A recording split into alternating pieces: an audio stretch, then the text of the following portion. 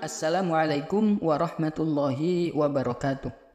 Terjadinya kiamat besar ditandai dengan tiupan trompet oleh malaikat Israfil. Sejak awal diciptakan, trompet itu sudah dalam posisi siap di mulut malaikat untuk ditiup.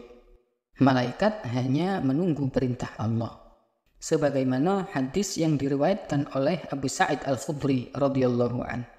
Rasulullah Shallallahu Alaihi Wasallam bersabda, "Bagaimana aku bisa bersenang-senang, sedangkan malaikat yang memegang sangkakala telah memasukkan sangkakalanya ke mulut, dan dia hanya menunggu perintah. Kapan diperintah meniup, maka dia akan meniupnya." Tiupan sangkakala ini terjadi 2 kali. Tiupan yang pertama adalah untuk mematikan dan menghancurkan seluruh alam semesta ini. Sedangkan tiupan kedua untuk membangkitkan kembali manusia untuk diminta pertanggungjawaban atas apa yang telah mereka kerjakan. Allah Subhanahu wa taala berfirman dalam surat An-Najm ayat 57 dan 58. A'udzubillahi minasyaitonir rajim. Azifatil azifah. Hari kiamat yang dekat semakin mendekat. Laisa laha min dunillahi kashifah. Tidak ada yang dapat mengungkapkan terjadinya hari itu selain Allah.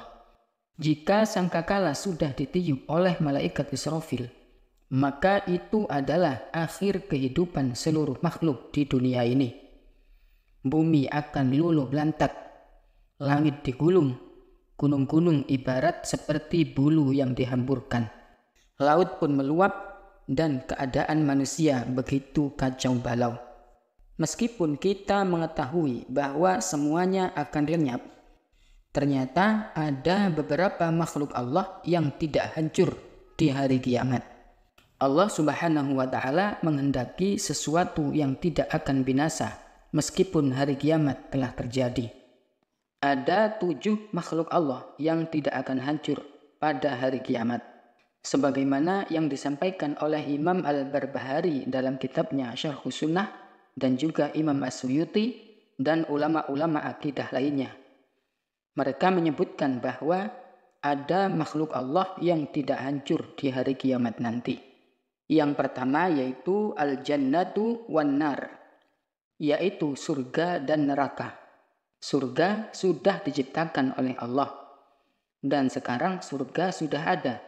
Karena Nabi pernah diperlihatkan surga dalam peristiwa Isra Mi'raj dan dalam kesempatan lainnya. Surga adalah tempat yang diperuntukkan bagi orang yang bertakwa selama ia masih mentauhidkan Allah. Walaupun dia bermaksiat kepada Allah, masih ada harapan untuk masuk ke surga. Allah Subhanahu wa taala menjadikan pintu neraka lebih sedikit dibandingkan pintu surga. Karena pintu surga itu ada 8 dan pintu neraka ada 7. Ini mengisyaratkan bahwa rahmat Allah itu lebih luas dibandingkan kemurkaannya. Sebagaimana surga, neraka juga telah diciptakan dan sekarang sudah ada. Rasulullah saat Isra Mi'raj pernah diperlihatkan neraka. Jika surga dipersiapkan untuk orang-orang yang bertakwa, sebaliknya neraka dipersiapkan untuk orang-orang kafir dan orang musyrik. Mereka dilemparkan ke dalam neraka dan Allah sudah menghendaki bahwa neraka itu kekal. Namun, kekalnya surga dan neraka itu tidak sama dengan kekalnya Allah. Kekalnya Allah itu berdasarkan zatnya sendiri, dan kekalnya surga dan neraka adalah karena Allah sendiri yang berkehendak untuk memberikannya. Surga dan neraka adalah 2 makhluk Allah yang Allah takdirkan tidak akan musnah saat hari kiamat. Yang kedua yaitu Arash. Makhluk Allah yang tidak musnah di hari kiamat, di antaranya yaitu Arash. Arash adalah makhluk Allah yang paling besar. Tidak ada makhluk yang lebih besar dibandingkan Arash. Makhluk Allah yang pertama kali diciptakan adalah Arash. Dan Arash ini berada di atas air. Setelah menciptakan arasy, Allah Subhanahu wa Ta'ala menciptakan kolam atau pena. Kemudian Allah memerintahkan kolam untuk mencatat apa yang sedang terjadi dan yang akan terjadi. Seluruh makhluk Allah berada di bawah arasy. Arasy ini ditopang oleh 8 malaikat, dan arasy ini pernah berguncang pada saat kematian sahabat Nabi, yaitu Sa'ad bin Mu'adz radhiyallahu an. Yang ketiga, yaitu kursi. Kursi milik Allah tidak akan hancur pada hari kiamat. Saking mulianya kursi ini, sampai-sampai Allah menyebutkan dalam Al-Quran, dalam satu ayat, yaitu dalam surat Al-Baqarah. Dan ayat tersebut diberi nama ayat kursi. Bahkan kata ulama tafsir, satu-satunya ayat yang paling mulia dibandingkan dengan ayat-ayat lain adalah ayat kursi. Banyak sekali anjuran untuk membaca ayat kursi ini. Sebelum tidur kita dianjurkan untuk membaca ayat kursi. Setelah sholat juga dianjurkan membaca ayat kursi. Rasulullah Shallallahu Alaihi Wasallam bersabda, siapa yang membaca ayat kursi setiap selesai sholat, maka tidak ada yang menghalanginya masuk ke surga selain kematian. Syekh As-Sa'di dalam kitab tafsirnya mengatakan bahwa Allah itu pemilik arasy yang agung. Besarnya arasy itu seluas langit, bumi, dan kursi. Kursi dibandingkan dengan arasy itu seperti cincin yang dilemparkan ke tengah-tengah tanah yang lapang. Ikhwatal iman rahimakumullah. Berikutnya makhluk Allah yang tidak hancur di hari kiamat adalah Lauhul Mahfudz. Lauhul Mahfudz disebutkan dalam surat Al-Buruj ayat 22. Fi lauhim mahfudz. Para ulama menyebutkan yang dimaksud dengan Lauhul Mahfudz adalah makhluk Allah yang dikumpulkan padanya seluruh takdir-takdir makhluk. Seluruh takdir makhluk diletakkan di situ sejak pena menulis sampai hari kiamat terjadi. Tercatat di situ rezekinya, ajalnya, bahagianya, celakanya, dan semuanya tercatat di Lauhul Mahfudz. Lauh artinya papan, mahfudz artinya dijaga. Maksudnya Lauhul Mahfudz itu dijaga dari perubahan dan penggantian. Apa yang ditulis di Lauhul Mahfudz tidak mungkin berubah sampai hari kiamat.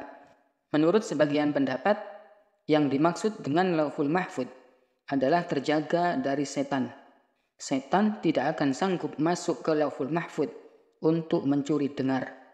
Setan tidak bisa menjangkaunya karena ia dijaga oleh para malaikat. Selanjutnya yang kelima, makhluk Allah yang tidak hancur di hari kiamat adalah kolam. Kolam adalah makhluk kedua yang diciptakan oleh Allah. Kolam adalah pena yang mencatat di Lauhul Mahfudz. Disebutkan dalam surat Al-Qalam ayat 1. A'udzubillahi minasyaitonirrajim. Nun wal qalami wa ma yasturun. Nun, demi pena dan apa yang mereka tuliskan. Ada pendapat yang mengatakan bahwa letak Lauhul Mahfudz dan kolam itu berada di dalam arasy sebagai kemuliaan keduanya, karena seluruh takdir yang ditentukan Allah dicatat di sana. Kemudian yang keenam adalah ruh. Ketika kiamat terjadi, kata para ulama, rohnya orang-orang yang beriman diletakkan di tempat yang paling tinggi. Sementara roh orang kafir dan orang munafik diletakkan di tempat yang paling dasar di perut bumi. Sampai pada waktunya tiupan sangkakala yang kedua, barulah roh itu dikembalikan ke jasadnya masing-masing. Maka manusia keluar dari perut bumi dan semua akan dikeluarkan, mulai dari Nabi Adam sampai yang terakhir. Itulah roh, tidak akan hancur di hari kiamat. Yang terakhir, yang ketujuh, yaitu tulang ekor manusia. Semua manusia mempunyai tulang ekor.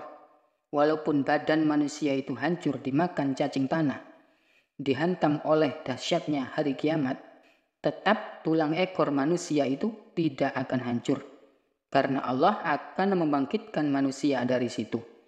Dalam sebuah hadis yang diriwayatkan dari Abu Hurairah radhiyallahu an, Nabi Muhammad shallallahu alaihi wasallam bersabda, "Bumi memakan seluruh anak Adam kecuali tulang ekornya. Dia diciptakan darinya dan darinya dia dibangkitkan." Ikhwatal iman rahimakumullah, itulah makhluk-makhluk Allah yang tidak dihancurkan oleh Allah pada hari ketika Allah menghancurkan sehancur-hancurnya alam semesta ini. Semoga bisa menambah wawasan dan keimanan kita. Wallahu a'lam bishawab.